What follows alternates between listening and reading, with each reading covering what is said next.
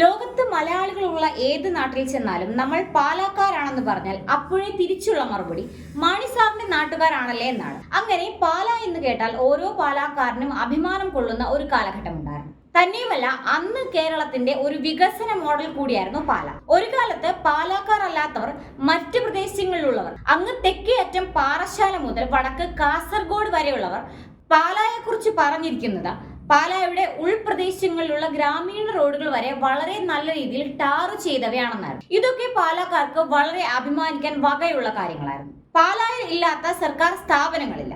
പാലായുടെ ഹൃദയഭാഗത്ത് തല ഉയർത്തി നിൽക്കുന്ന അതിമനോഹരമായ എല്ലാ സൗകര്യങ്ങളോടും കൂടിയ ജനറൽ ആശുപത്രി, സിവിൽ സ്റ്റേഷൻ, ഇതൊക്കെ KM മാണി എന്ന രാഷ്ട്രീയ നേതാവ് പാലായ്ക്ക് ചെയ്ത സംഭാവനകളാണ്. എന്നാൽ മാണി സാറിന്റെ മരണശേഷം പാലായുടെ വികസന പ്രവർത്തനങ്ങൾ എവിടെ എത്തി നിൽക്കുന്നുവെന്ന് നമുക്കൊന്ന് പരിശോധിച്ചു നോക്കാം. 2019 സെപ്റ്റംബർ 23-നാണ് KM മാണിയുടെ മരണശേഷം പാലായിൽ ഉപതിരഞ്ഞെടുപ്പ് നടന്നത്. 27-ന് ഫലപ്രഖ്യാപനം വന്നപ്പോൾ UDF സ്ഥാനാർത്ഥിയായിരുന്ന ജോസ് ടോമിനെ പരാജയപ്പെടുത്തി LDF-ന്റെ മാണി സി കാപ്പൻ പാലായുടെ MLA ആയി തിരഞ്ഞെടുക്കപ്പെട്ടു. അങ്ങനെ പാലാ മണ്ഡലം ഉണ്ടായതിനു ശേഷം ആദ്യമായി KM മാണി അല്ലാതെ മറ്റൊരു MLA പാലായ്ക്കുണ്ടായി.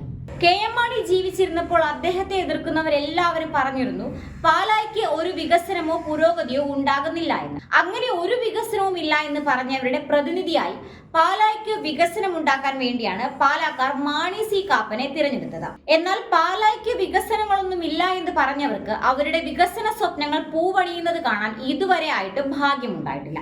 2019 സെപ്റ്റംബർ മുതൽ നാളിതുവരെ ഏതാണ്ട് 5 വർഷമാകാൻ പോവുകയാണ് മാണി സി കാപ്പൻ പാലായുടെ MLA ആയി പ്രവർത്തിക്കാൻ തുടങ്ങിയിട്ട്. പാലായുടെ പുതിയ വികസന മോഡൽ എന്ന് പറയുന്നത് അതിലെയും ഇതിലെയുമുള്ള ചില വെയിറ്റിംഗ് ഷെഡുകൾ മാത്രമായി ഒതുങ്ങിയിരിക്കുകയാണ്. നിയമസഭയിൽ തനിക്ക് സംസാരിക്കാൻ ലഭിക്കുന്ന അവസരങ്ങൾ മറ്റുള്ളവർക്ക് നൽകുന്ന പതിവും ഇദ്ദേഹത്തിനുണ്ട്. 5 വർഷങ്ങൾക്ക് മുൻപ് വരെ സംസ്ഥാന സർക്കാരിന്റെ എല്ലാ ബഡ്ജറ്റുകളിലും പാല എന്ന പദം പലയിടങ്ങളിലും പരാമർശിക്കാനുണ്ടായിരുന്നു. പാലാ ബഡ്ജറ്റാണ് എന്നും പാലായ്ക്ക് വേണ്ടി എല്ലാം വാരിക്കോരി കൊടുക്കുകയാണ് എന്ന് വരെ പല MLA മാരും പരാതി പറയാറുണ്ടായിരുന്നു. കാപ്പൻ MLA ആയ ശേഷം പാല എന്ന വാക്ക് ബഡ്ജറ്റിൽ പോയിട്ട് നിയമസഭയിൽ പോലും കേൾക്കാറില്ല. KM മാണിയുടെ കാലത്ത് അതിമനോഹരമായി ടാർ ചെയ്തിരുന്ന ഗ്രാമീണ റോഡുകളെല്ലാം തന്നെ ഇപ്പോൾ കുണ്ടും കുഴിയും കാരണം കാൽനട യാത്രക്കാർക്ക് പോലും നടക്കാൻ പറ്റാത്ത അവസ്ഥയിലാണ്.